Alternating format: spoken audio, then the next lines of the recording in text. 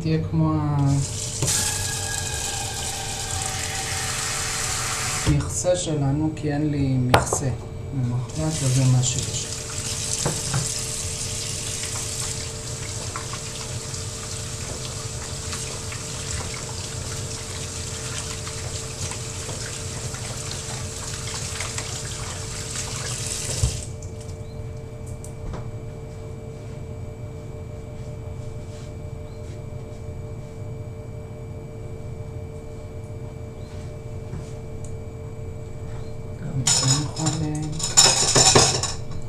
נשטוף.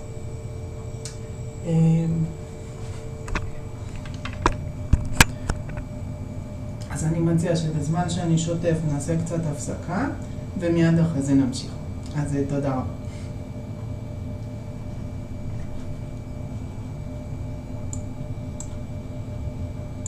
תודה רבה.